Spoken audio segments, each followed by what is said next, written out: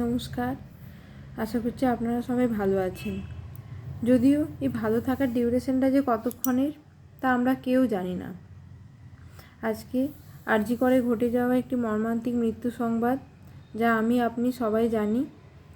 তো সেই সম্বন্ধে আলোচনা করব। অরূপ বন্দ্যোপাধ্যায় দমদম নিবাসী। ওনার ছেলের হাতে ফ্র্যাকচারের জন্য উনি আরজি কর হসপিটালে গিয়েছিলেন ট্রিটমেন্ট করাতে, এবং সেখানে যেয়ে ট্রমা কেয়ার ইউনিটের বিল্ডিংয়ের লিফটের মধ্যে উনি আটকে পড়ে যান লিফটের যান্ত্রিক গোলযোগের জন্য। তো সেই সময় সাহায্যের জন্য চিৎকার করেও কাউকে পাননি, এবং দীর্ঘক্ষণ লিফটে আটকে থাকা অবস্থায় হার্ট অ্যাটাক করে উনি মারা যান। তো ওনার ময়নাতদন্তের রিপোর্টে দেখা যায় ওনার ফুসফুস সহ প্রত্যেকটি ইন্টারনাল অর্গান মারাত্মকভাবে ক্ষতিগ্রস্ত। তো এর থেকে বোঝা যায়, অনুমান করা যায় যে ওনার হয়তো দুটি লিফটের দরজার মাঝখানে চাপা পড়ে ওনার মৃত্যু ঘটে। আর ওনার স্ত্রীও আংশিকভাবে প্রাপ্ত হয়েছে। আর তো এই ধরনের ঘটনাটি ঘটেছে। তো লিফট একটি ইলেকট্রিক চালিত যন্ত্র। এটি ব্যবহার করলে রিস্ক থাকেই, কিন্তু আজকালকার যুগে বহুতল বিল্ডিংয়ের ক্ষেত্রে লিফটের ব্যবহার অপরিহার্য।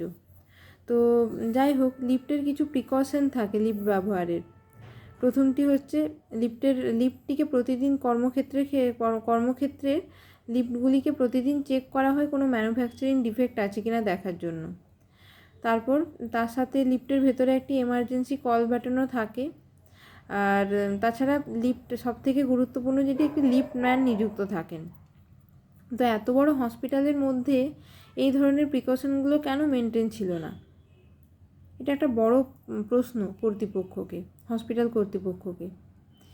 এবং এই ধরনের ঘটনা খুবই হৃদয় বিদারক। এগুলো কখনোই কাঙ্ক্ষিত নয়।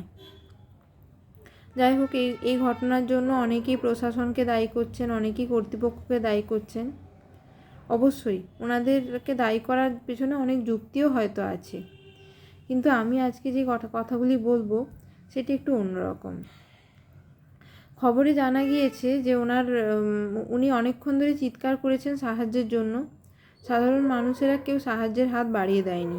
ওখানকার যে সিকিউরিটি গার্ড এবং পুলিশ ছিল, ওনাদেরকে ওনার বাড়ির লোকেরা যে লিফটের চাবি উদ্ধারের জন্য সাহায্যের জন্য গিয়েছিলেন, তো ওনারা তো সাহায্য দূরে থাক, খুব খারাপ ব্যবহার করেছেন ওনার বাড়ির লোকের সাথে।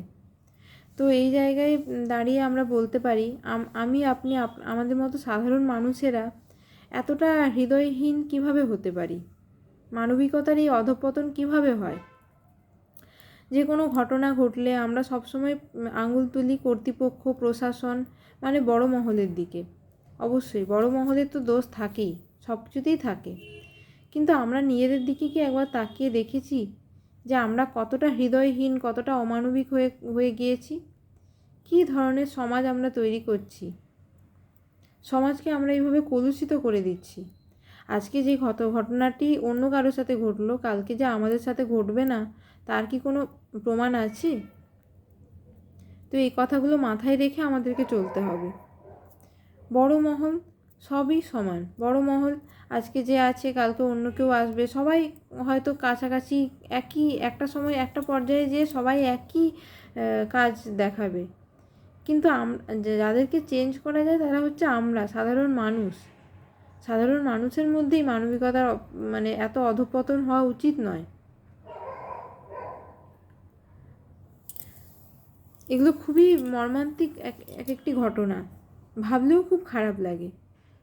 বুকে পাথর তৈরি হয়ে যায়। এই ধরনের কলুষিতময় সমাজে আমরা কিভাবে বেঁচে থাকব? যাই হোক, আজকে একটাই কথা, যে এরপর থেকে আমরা এইসব ঘটনা থেকে আমরা কিছুটা শিক্ষা নিই।